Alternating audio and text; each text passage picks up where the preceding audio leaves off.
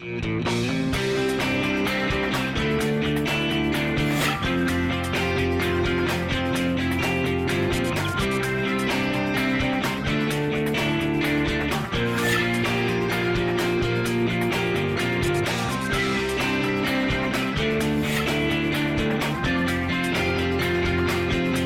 everyone, I'm Kristen Oaks White. And I'm Avery Davidson. Thank you for joining us for This Week in Louisiana Agriculture, the only TV show bringing Louisiana farmers and consumers together every week. 17 inches of rain. That's how much fell in Boyce, Louisiana in the month of February, according to the LSU Ag Center Extension climatologist Jay Grimes. That makes it the wettest February on record for that small town in Rapides Parish. It's rains like that across the northern and central parts of the state which have led to flooding along the Red River. To make matters worse, heavy rains in other states in the Mississippi River Basin mean we have a big swell of water headed south. This is video of Caddo Parish Sheriff's deputies rescuing cattle from the swollen Red River. From the air, you can see where weeks of heavy rain sent water over the banks. Oil City cattleman Marty Woodridge has about 500 acres of prime grazing land underwater. Well, in about a 2-week period, we've gone from a D2 drought to a flood. Here are more pictures the Caddo Parish Sheriff's Office posted of cattle rescued from the flood. Woodridge says he's fortunate he's not in that position yet. We haven't moved any cattle yet. We're trying to hay them and take care of them in the high ground right now.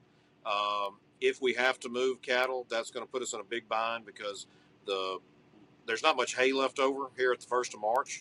We've fed so much through the cold, dry winter. River flooding has really turned into an issue during the month of February, Avery, because of all the rain we got, especially from the central part of the state into the northern parishes. Over that part of Louisiana, we saw some locations get record February rainfall. Well, at this time of year, when you get all that rain, it all runs off and heads into the rivers. LSU Ag Center Extension climatologist Jay Grimes says it's not just cattle affected, but all of Louisiana agriculture. The biggest thing that all this rain is going to do is clearly delay any kind of field work, and it really is going to impact virtually every crop type, including corn, of course, in the northern part of the state. So what we're looking at here is an event that's going to push the planting season back for many farmers. And keep in mind that we still got all of spring to deal with, and sometimes spring can be a wet one as well. The National Weather Service predicts the Red River at Shreveport will crest at 31.5 feet on March 3rd and stay there through Monday. Caddo Parish rancher Marty Woodridge tells me he has one pasture that is about 50% covered with water, Kristen, and he says that what's even more disheartening this year is they had a flood in 2016. 2017 in the spring, the grass hadn't really come back, so he was hoping that this would be the first year of spring forage that he really had that he could count on. And it's not happening. I was about to say this is hauntingly familiar to 2 years ago. It seems almost exactly the same time that it happened. Yeah, the upside is we're not going to have as much, so that's the blessing. So as we've just been discussing, we've been experiencing a warm, rainy spring, and it comes on the heels of what many have described as an exceptionally cold winter. Twila's AJ Sabine went to the ponds of Acadia Parish to show us crawfish farmers around the state have found fewer crawfish in their traps as consumer demand explodes during Lent. On a blustery morning in Acadia Parish, a crawfish boat zips through traps on the Zombrecker farm just west of Rain. Farmers in this area say that because of an unusually cold winter, the catch is 20% below normal for this time of year. There's maybe a field or two here or there that's the exception to the rule. But in general, we've just had unprecedented cold weather that's causing the crawfish to be in cold water for long periods of time. Generally, crawfish need water temperatures in the 65-degree range in order to eat, grow, and reproduce. Because the water in ponds like this have remained well below that temperature over the last several weeks, consumers have likely realized higher prices at the register. And until we get some warm weather, I think the prices will be high, the size will be small, and the catch will be slow. According to published reports, farmers had a bumper crop of crawfish in 2017, which is in stark contrast with this year's crop. While demand appears to be as strong as ever, especially during Lent, the catch needs time to catch up. As a producer, I think we can recoup it on the price end of it. If we catch a lot of crawfish and the size is the quality's there, I think we can really recoup the lost time with the money. For both consumers and crawfish growers alike, Patience appears to be the word that best describes the 2018 crawfish season. In Acadia Parish, I'm A.J. Sabine for This Week in Louisiana Agriculture. According to the Louisiana Crawfish Promotion and Research Board, Louisiana has about 35 different species of crawfish. However, the most commercially important are the red swamp crawfish and the white river crawfish. Well, I know that the species most people care about is the cheap, delicious kind. So let's check on crawfish prices, where there's some good news. Crawfish prices took a nosedive this week, thanks, no doubt, to the warm weather we've been having. In New Orleans, we found crawfish for $3.89 per pound boiled, while live is down to $2.85 there at Crawfish King. In Breaux Bridge at Crawfish Boss, you've got boiled crawfish for a dime more at $3.89, while live is a dime cheaper at $2.75. In Monroe, it's a little more expensive at $4.05, but live crawfish selling for $2.79. Now, with all the rain and warm weather, we are expecting prices to fall even further in the next couple of weeks. That's why it's important to remember to check each week, especially on Thursday and Friday, for changes in prices. If you go to our website, twilatv.org, we have all the information on the Crawfish app that can keep you updated anywhere you are and anytime you want. Well, just off Highway 10 in Washington Parish, there's a farm that's a little bit different. It's designated as a training farm designed to help grow the producers for the next generation. As Twila's Neil Melanson tells us, not only are they helping to rebuild the parish, but they're giving back to veterans who gave us so much. There's quite a lot of buzz going on at Stony Point Farms in Franklinton, and it's not just the bees. When you get doing this a while, you pull a frame, you'll see the queen. She's big and fat. Owner Tim Roper is showing Pam Drury how to care for honeybee hives as part of her future mission work to Africa. It's part of Stony Point's mission to grow new farmers. I'm going to be going to an orphanage where they're trying to start agriculture, not just to sustain the orphanage, but also the ministers that have planted churches in the area that the congregation cannot afford to sustain. My focus is Stony Point Farm is an L3C. We're a training farm. My goal is to incubate the sustainable agriculture in my region. That's why you'll find me doing everything from the goats to our CSA to the peppers. We even raise meat chickens, different things like that, a lot of eggs. Yeah, they work with a dairy goat farmer in the community to help grow agriculture. It's an ethic that even has me getting in on the action. This is Ben. He's very friendly. We're going to take him in and put him in this pen, right, Ben? You want to go with your buddies? All kidding around aside, there's some serious work going on here. For one, the pepper plants that are grown at Stony Point have been sent to local farmers like Butch Busby, who was once part of the thriving dairy industry in Washington Parish. He's had to work other jobs since, but like so many here, farming is just in his blood. I reckon you say the farm called me. I got in with this group here. It's a guaranteed market. They give me a contract. Every pound of pepper I can grow, they'll buy. Like many farms, they have trouble finding labor, which is why Roper came up with an innovative solution: putting veterans to work. I did partner with Volunteers of America in New Orleans to use a lot of the labor out of the Veterans Homeless Shelter. It's a difficult environment because a lot of them are challenged. My goal is to try to take one that's been in the shelters, that's been out for a while, and pair him with somebody who's just come out of the military that wants a career in agriculture. Pair those together, use the Farmer Veteran Coalition that's in California as kind of the mentor to help us pair those together. So far it's working. Those peppers you saw go to making a hot sauce called the General, and it comes in a convenient hand grenade shaped dispenser. It has a fascinating backstory, and I'll get Tim Roper to take it on as a Twila Extra this week. Of course, we'll have that plus links on Stony Point Farm and where you can get the General at twilatv.org. And guys, this was just a great story, seeing how Tim set this whole thing up with veterans and bringing these veterans in. You know, something we really didn't talk too much about, but many of them have problems that they've incurred through from, you know, their experiences both in and out of the military, and he really does a great job giving a purpose to it. You know, we talk a lot about agriculture and the way it's a lifestyle for many farmers, and you can see how that's conferred on to these veterans. Tim is working with the Farmer Veterans Coalition, has big plans to expand. He's expanding his poultry operation and many others so he can bring in more veterans to work there. So that sounds like more stories to come from you. I hope so. He wants me to come back in June when everything's in bloom, you know, and so right now as everything's warming up and starting to get green, I just thought it would be a good time to talk to him about what he's doing with these veterans, but we'll go back when it's a little prettier. Awesome. Thank you very much, Neil Melanson. Last year, an Acadia Parish man lost his life after falling into a rice bin. Now, this is a danger that is on the verge for every farmer every day on their farms. That's why the Louisiana Farm Bureau hosted a series of grain bin safety workshops in South Louisiana this week with the help of members of the Mississippi Farm Bureau Safety Department. Twila's Carl Wiggers takes us into the bin at the workshop in Jennings to get a first-hand look at a grain bin rescue. Cutting, sinking, scooping, shaking, rescuing. That is what farmers and first responders are doing here in Jennings, Louisiana. They're here to learn what to do in the terrible event that someone is entrapped in a grain bin just like this. Barry Bush is the agency manager at Jeff Davis Farm Bureau Insurance and says that these events could mean life or death for those in his parish. Well, we had 2 deaths in 2017, I believe, grain bin fatalities, and to be able to bring the awareness here to our first responders, whether it be fire department, sheriff's department, our local farmers, we have a general mix of all of those people here tonight. That's what was impressive, the number of first responders that we had attend, because they're the ones that's going to be doing the rescue if needed. Kent Brown is the president of Jeff Davis Farm Bureau. As a rice farmer, he understands all too well the dangers of going into that tank. I personally have 2 sets of bins myself. One of them's across from the fire station, so I feel pretty good about that. But it's something that you have to do.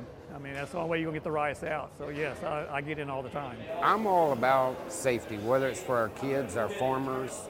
I had my own farming accident last year, so now I'm more conscious. I'm more aware. We'll never know if we save a life or prevent an injury, but if we bring awareness to the community, farmers, first responders, it's got to help.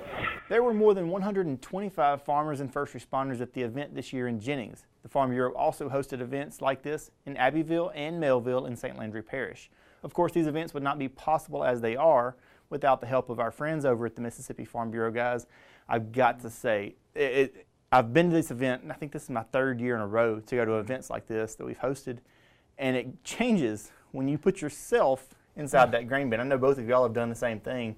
It gets real, and it's a controlled environment. You know exactly, you know that you're going to make it out. You look like you were squirming a little bit, though, at one point. I did. It really... That pressure on your legs. The pressure on your legs, you're surrounded by that tube. I couldn't imagine being in a situation where it was really an emergency.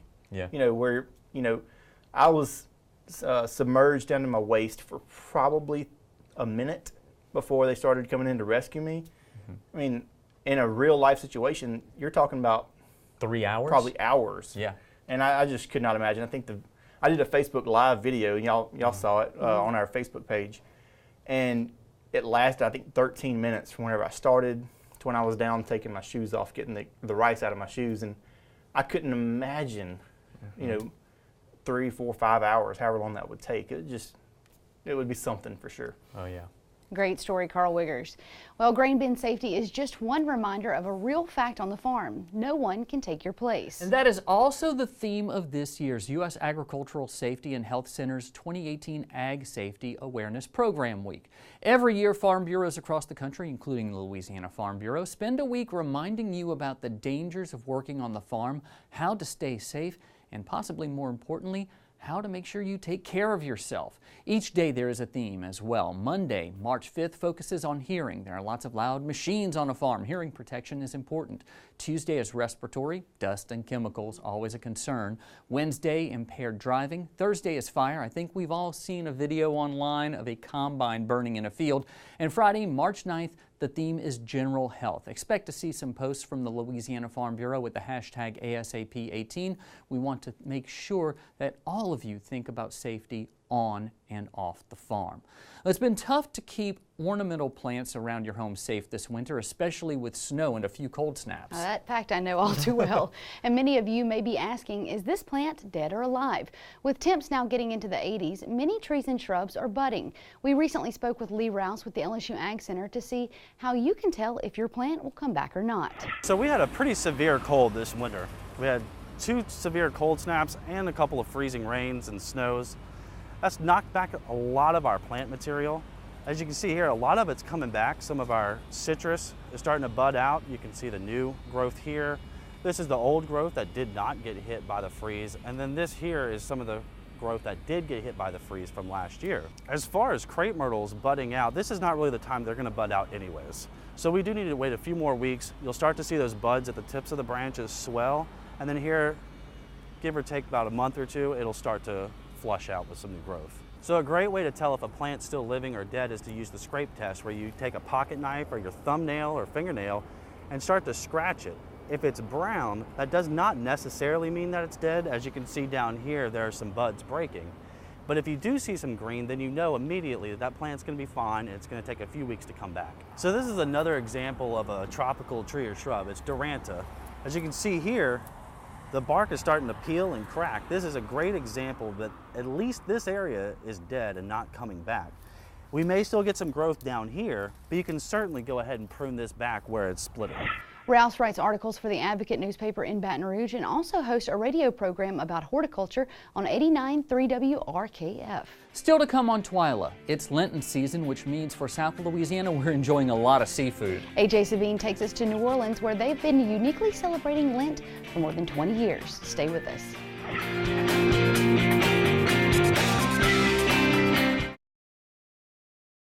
I now hope they're fighting today. I hope they are.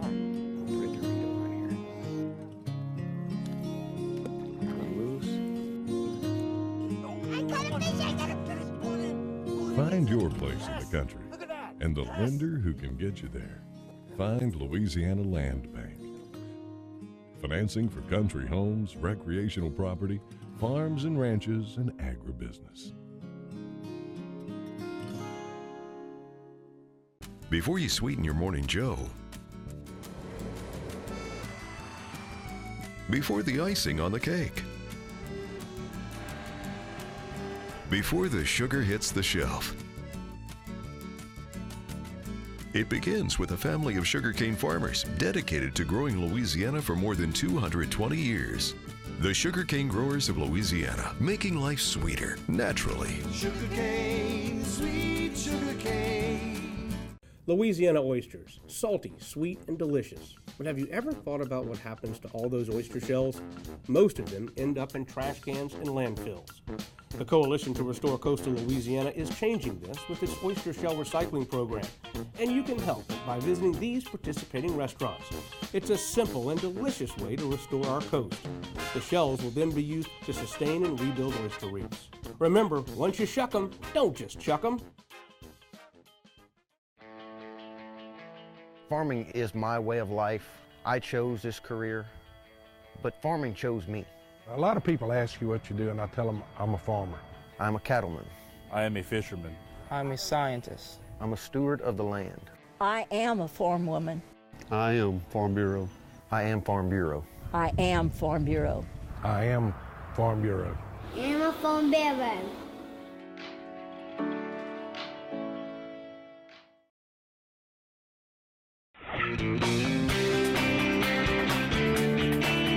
Rice is the perfect side dish for many Lenten entrees you'll enjoy this time of year. In this month's Feasting on Agriculture, Twila's AJ Sabine heads down to Gretna, where the Sunray Grill has been cooking up inspired fresh seafood right out of the boat for more than 20 years.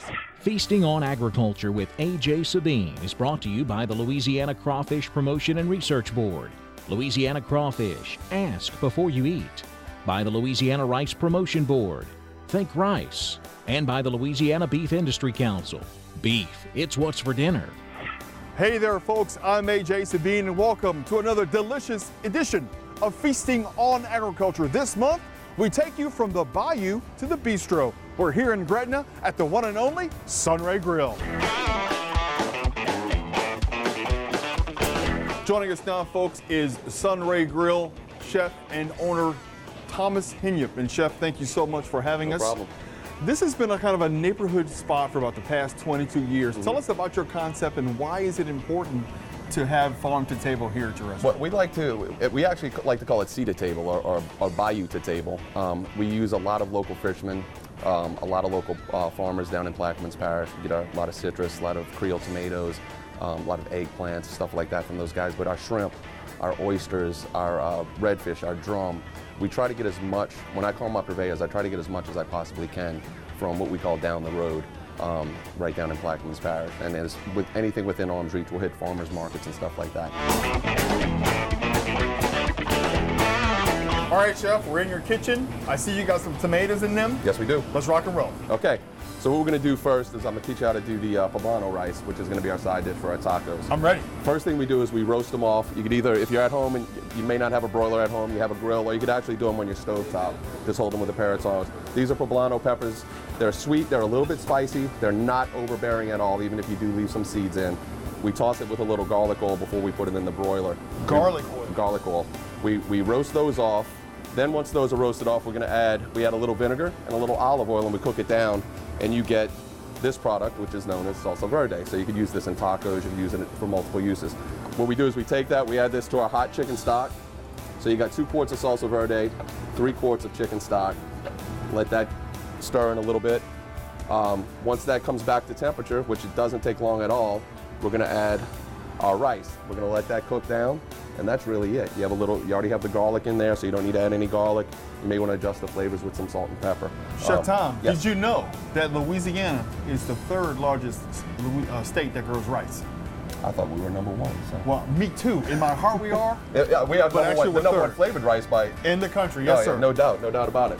So we're gonna add our rice, and then once this is added, we're gonna give it 1 stir, just to kind of incorporate all that rice, make sure it's not sticking together. Then once we get the stir done, we don't touch it again. We're gonna do a Louisiana fried fish taco, kind of talked a little bit about it already. We have our tortillas. This is our Tabasco aioli, or if you prefer crystal hot sauce or whatever other Louisiana style hot sauce that you like. We're gonna make these real quick for you. We're just gonna take a little bit of this. You could spread a little bit on the inside, and then we're gonna drizzle a little bit over the top as well. That looks delicious. Right back. Then we got our fried red fish. So you're just having a typical fish fry. You have your red fish there. You add it to the inside of the tortilla. Nice grilled crispy tortilla. We're gonna fold that in. All right. We're gonna put it right inside our little basket. This is our okra salsa. This is a lot of fun. Okra salsa. Okra salsa. It's actually good with chips too. I believe you. So a lot of times when Creole tomatoes are in season, you could sub Creole tomatoes for it. You could get Vidalia onions with it, or if you prefer Roma tomatoes or whatever it might be, you grow your own tomatoes at your house. That's fun. That smells wonderful. So then we're gonna add a little bit of fresh cilantro to it. That looks like a party on a plate. Some fresh lime for people to squeeze. And then our most important Louisiana poblano rice. Look at that, folks. There we go. Check that out. And when we come back, Chef Thomas Hinyip and I are going to sit down and taste these wonderful fish tacos. Stick around. We'll be right back.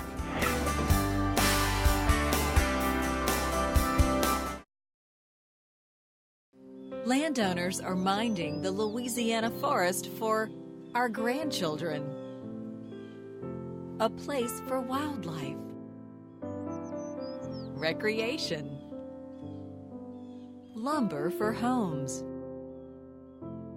It's the right thing to do. Forestry, covering half our state, all of our hearts.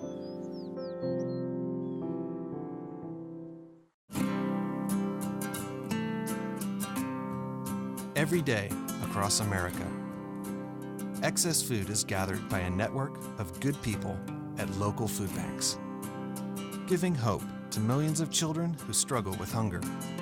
They've earned their wings, and you can too. Together, we can solve child hunger. Support Feeding America and your local food bank at feedingamerica.org.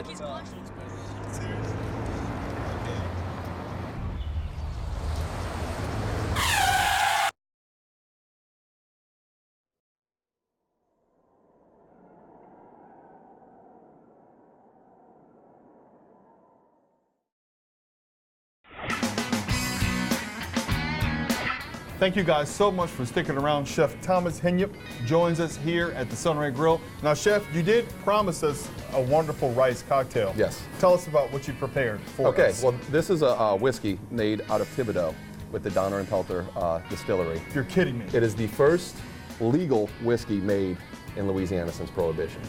You heard that, folks. They made history Legal. when they made this. So what I wanted to do was I wanted to have a local whiskey. We had a little competition with our servers, and they came up with the LA Smash, which is, it's muddled orange, muddled mint with a little simple syrup, and then you add a little bit of this LA1 whiskey to top it off. So it's kind of like an old-fashioned, but not quite. But it's a lot of fun. It's nice and refreshing, a good summer drink. Well, here's the wonderful thing about this. I had like the devil on one shoulder with the whiskey, and I got the angel on the other shoulder with the redfish. Mmm. Mmm. Wonderful crunch. Good. The okra sauce is killer. Adds Absolutely a little tang fantastic. to the, with a little sweetness Really, from the really good. aioli. And I'm gonna try this poblano rice. You did a wonderful job explaining that. Mmm. That's fantastic. Thank you. That's really Appreciate good. I love It's it. so simple. Mm-hmm. So simple to do. It's often the simple things, Chef. Oh, yes. You know, The KISS rule. I want to thank you and your crew Thank you. I'm here glad at the you came Sunray down. Grill. Is absolutely fantastic. This redfish taco was fantastic. And folks, if you want more information about the Sunray Grill or Louisiana Rice, you can always log on to our website at twilatv.org. Also, I want to remind you, if you know of a place that's farm to table that you'd like for us to come and feature on Feasting on Agriculture, always log on to our website at twilatv.org. That does it for me, folks. On behalf of Chef Thomas Hinyip and the Sunray Grill, we'll see you next time. Feasting on Agriculture with A.J. Sabine was brought to you by the Louisiana Crawfish Promotion and Research Board. Louisiana Crawfish, ask before you eat. By the Louisiana Rice Promotion Board, think rice. And by the Louisiana Beef Industry Council. Beef, it's what's for dinner. Last week, the Louisiana legislature gathered for a special session to address the state's estimated $1 billion deficit that will appear in the budget on July 1st. Now, halfway into that session, Louisiana Farm Bureau Federation legislative specialist Joe Mapes says we really aren't any closer today to a solution. I can tell you that halfway through this session, we've gone home more than we've stayed here and made decisions. I don't see us coming to a resolution in this special session. We go into a regular session for 85 days beginning March 12th. And when that's over in June, then we'll go into another special session. To see the full update from Joe, head over to our website at twilatv.org and look for the latest grassroots government video from the Louisiana State Capitol. That does it for this edition of Twila. Be sure to join us next week when we'll show you how raising livestock is helping raise children into involved adults. Until then, you can watch all of our stories online at twilatv.org, and be sure to like us on Facebook, follow us on Twitter, Instagram, and even Snapchat from time to time. For all of us here at Twila, thanks for joining us. We hope to see you again right here next week.